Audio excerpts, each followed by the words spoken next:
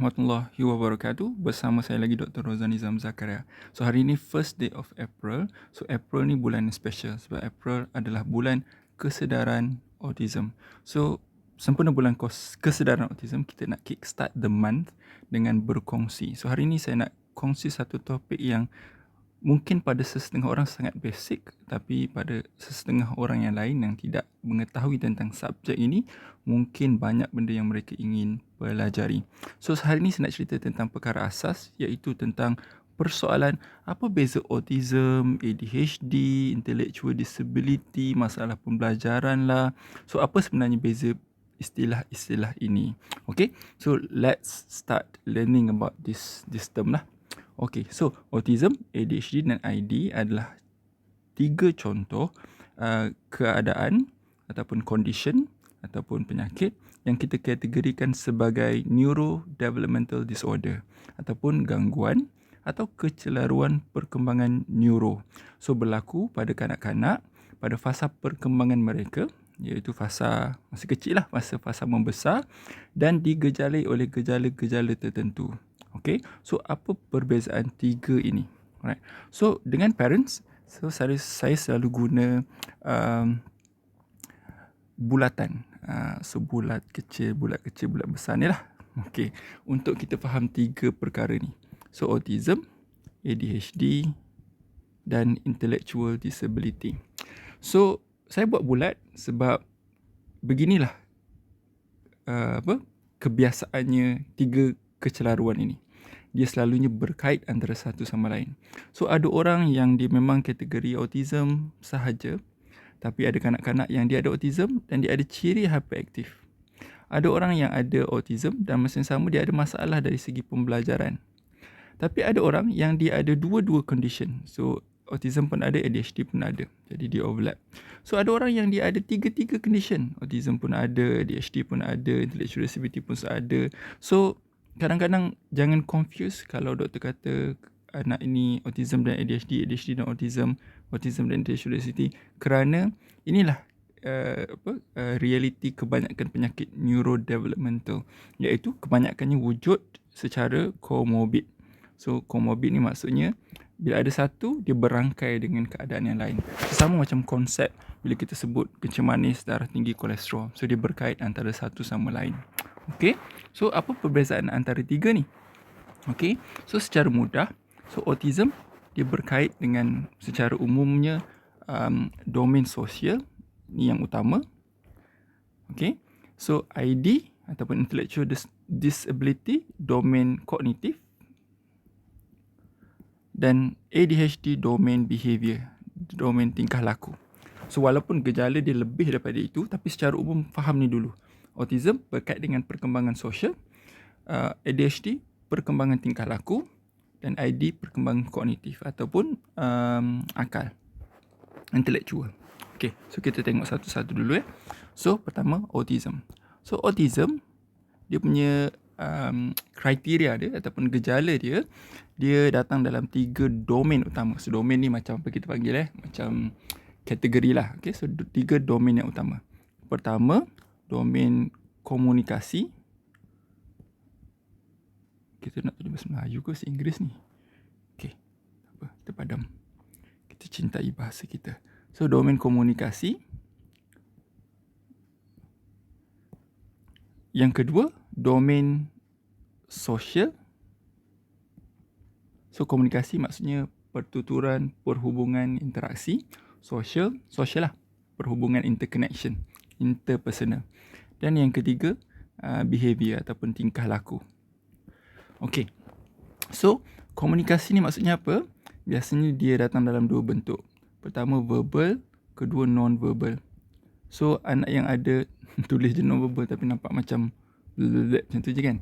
Tapi basically komunikasi ni maksudnya anak ada defisit. Bila saya kata defisit, dia maksud pertama mungkin tak terbentuk langsung, kedua lambat, ataupun ketiga tak normal. So maksudnya bahasa mudahnya, komunikasi ni masalah anak adalah dari segi pertuturan. So yang paling lazim kita jumpa adalah lambat. Maksudnya umur 1 tahun tapi masih belum bercakap. 3 tahun masih boleh buat ayat. 4 tahun tidak boleh berkomunikasi dua hala contohnya. So ini yang pertama, komunikasi. Yang kedua, social. So social ni biasa, saya nak kecilkan pen. So social ni biasa kita akan tengok daripada beberapa domain.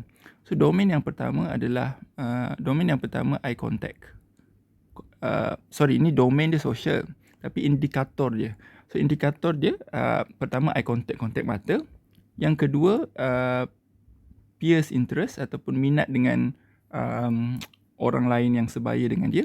Yang ketiga play, cara bermain. Yang keempat reciprocal ataupun perhubungan dua hala. Okay, so maksudnya kalau kita kata anak tu ada defisit dari aspek sosial, defisit tu boleh kita nilai dengan 4 indikator ni. Pertama eye contact, kontak mata.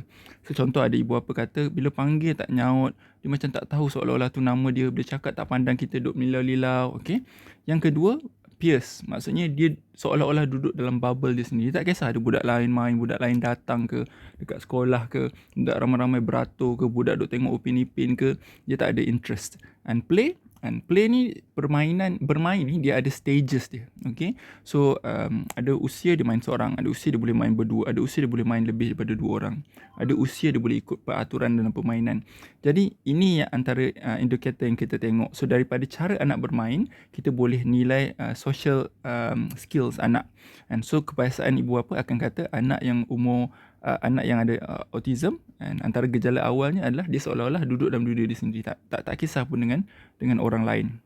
Okay, yang ketiga adalah reciprocal social interaction. So yang ini mungkin lebih kompleks, tapi secara umum contohnya adalah anak ni dia boleh faham bila kita marah, bila kita sedih, dan dia boleh luah balik semula kepada kita. And dia pun tak suka, dia marah, dia sedih, dia nak, dia tak nak tu, maksudnya ada perhubungan dua hala. So antara contoh reciprocal indicator for reciprocal social skills ni adalah joint attention. So joint attention ni antara yang selalu orang sebut bila nak mendiagnose autism. So joint attention ni maksudnya dua orang boleh tengok benda yang sama. Macam apa ni? Tapi maksudnya contohnya ayah, anak nampak lembu. Macam mana lagi lembu ikutlah. Lembu ke tu? Tak apa, lembu. So ayah dia kata, adik tengok lembu tu. So ayah tengok lembu, anak pun tengok lembu. So bila dua-dua tengok lembu yang sama, so ini bermaksud dua-dua ni ada joint attention. So anak yang normal biasanya dia akan develop joint attention ni by the time dia umur 2 tahun macam tu.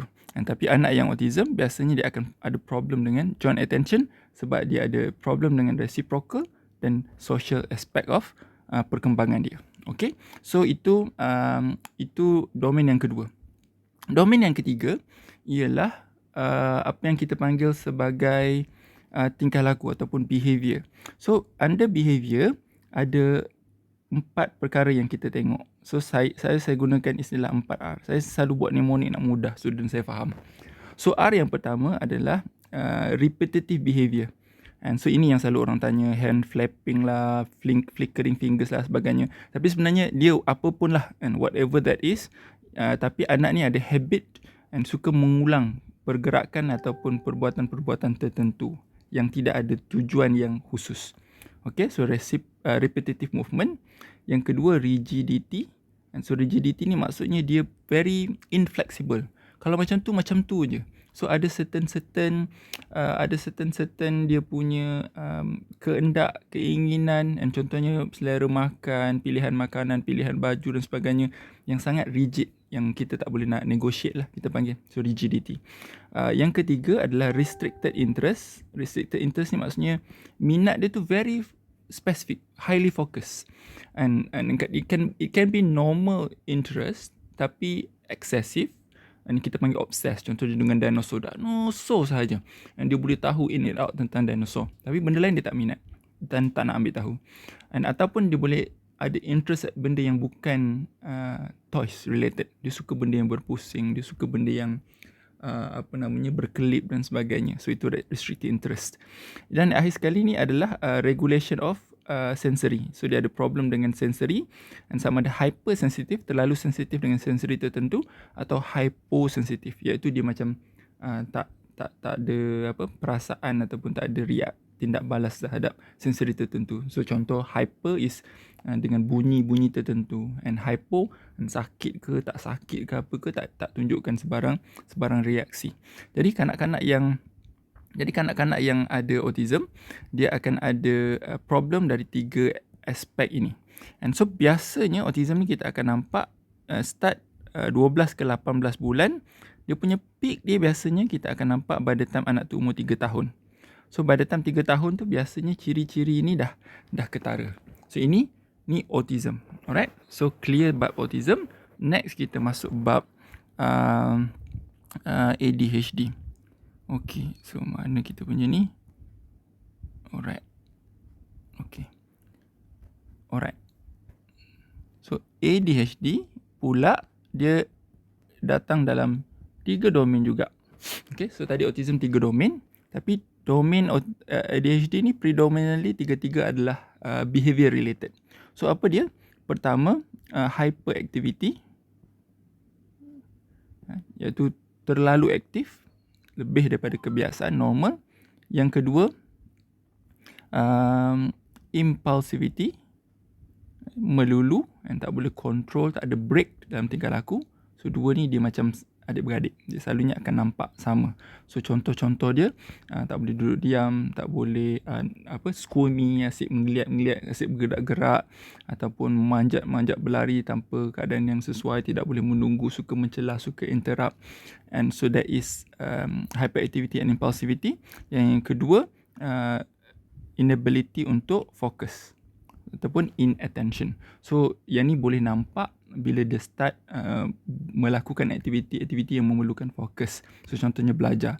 Sebab tu ADHD biasanya kita akan nampak, yang dua ni kita akan nampak umur dia 3 ke 5 tahun, sebab dia dah start boleh berjalan, berlari. So yang tak boleh fokus ni kita akan nampak bila dia dah masuk sekolah 7 tahun ataupun 6 tahun, bila dia dah start belajar tadika yang perlukan dia fokus. So sebab tu ADHD biasanya didiagnose lewat sedikit daripada autism. So kalau anak masuk umur 2 tahun, 3 tahun datang dengan simptom-simptom ADHD, kalau saya jarang diagnose, sebab saya nak tengok perkembangan dia sampai umur yang kita kata ample untuk kita diagnose dengan ADHD. So tak boleh fokus ni dia bukan sekadar duduk sekejap lepas tu tengok benda lain, tapi dia ada kriteria-kriteria tertentu dia boleh baca, tapi contohnya dia mengelak untuk buat benda-benda yang perlukan fokus, tidak boleh menghabiskan kerja, mudah distracted dengan apa yang ada di sekeliling dia, dan benda ni mesti persistent. Okay, dia start before at the age of 12 dan dia persistent. Maksudnya bukan hanya dekat sekolah saja, kat mana-mana pun dia akan tunjuk ciri-ciri ini. So ini ADHD. Alright, yang terakhir sekali, intellectual disability. Kalau dulu-dulu orang panggil mental retardation.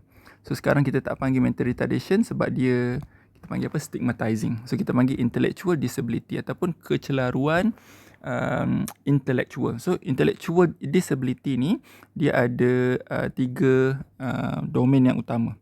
So basically dia deficit ataupun kurang ataupun tidak berkembang dengan baik daripada 3 aspek. Yang pertama kita panggil domain conceptualize, domain conceptual. Yang kedua domain kita panggil domain social. Yang ketiga domain practical. Okay, so conceptual, social and practical ni setiap umur ada dia punya, kita panggil apa, perkembangan dia. And so conceptual ni maksudnya apa? Conceptual ni benda-benda yang berkait dengan contohnya baca 3M lah. And so bahasa mudah kita panggil 3M, baca, menulis, mengira. So benda-benda yang bersifat konsep, memahami konsep. And so benda-benda yang kita kata memerlukan kemahiran berfikir dan menyelesaikan masalah, menyusun dan sebagainya lah. Okay, ni conceptualize. So selalu kita tengok dengan IQ test kan, benda-benda macam ni, ataupun Linus dulu-dulu kan. So ni conceptual. Yang kedua social. Social ni macam lebih kurang macam autism tadi kan kita sebut, dari segi perhubungan, interaksi, pertuturan. So ini social. Yang ketiga practical. So practical ni basically dia punya adaptive skill ataupun kemahiran untuk urus diri lah, kemahiran kendiri. So semua ni ada fasa dia. Contohlah kalau kita ambil secara umum, contoh budak umur 10 tahun. So ada pesakit datang umur 10 tahun, mak kata anak dia ni macam tak berapa matang, nampak macam budak kecil. Dan jadi kita tengok dari segi konseptual, kemahiran membaca, menulis, mengira, menyelesaikan masalah, susun jadual, semua ni dia boleh ke tak? And so 10 tahun ni kita expect dia at least boleh baca, menulis. 10 tahun ni dah level boleh buat karangan kan. And so ada certain indicator yang kita tengok. And so kalau budak tu tak boleh, dan maksudnya benda yang pada 10 tahun kita expect dah boleh capai tapi dia tak capai, maknanya conceptual deficit. Social ni maksudnya pada umur 10 tahun ni apa? So basic 10 tahun ni dia dah boleh minta izin, dia faham orang marah, boleh berkawan, boleh berinteraksi dengan orang lain, boleh kita kata apa, memahami arahan. And so kalau umur 10 tahun tapi orang kata orang bagi arahan tak faham, budak lain pergi kat kantin beli makanan sendiri, minta dia tak tahu, nak pergi tandas tak tahu nak cakap macam mana. So that is not 10 years old punya level, dan maksudnya dia ada deficit dari segi sosial. So praktikal pun samalah. 10 tahun apa yang kita boleh bayangkan apa yang anak boleh buat. 10 tahun ni dah boleh apa? Pakai baju sendiri, pakai seluar sendiri, bersihkan diri sendiri dekat tandas, boleh tolong jaga adik, boleh tolong letak barang dekat sinki, boleh kemas bilik contohnya. Tapi kalau dia level pakai baju pun kena tolong, makan kena suap, so maksudnya aspek praktikal ni terganggu. And jadi inilah kita kata apa, area yang kita tengok dalam kita nak diagnose intellectual disability, ADHD dan autism. Jadi itu secara kita panggil apa, secara ringkas, dan untuk ibu bapa faham and apa dia sebenarnya tanda-tanda 3 penyakit utama yang kita selalu sebut dalam neurodevelopmental. So bulan ni bulan kesedaran autism, so let's embrace this month dengan belajar lebih banyak tentang ilmu perkembangan anak-anak. Yang berminat untuk memahami psikologi anak-anak boleh dapatkan buku saya, Psikologi Si Kecil. Link ada pada saya punya Facebook. So selamat mengenali dan mempelajari tentang autism pada bulan April ini, insyaAllah. Assalamualaikum warahmatullahi wabarakatuh dan selamat sejahtera.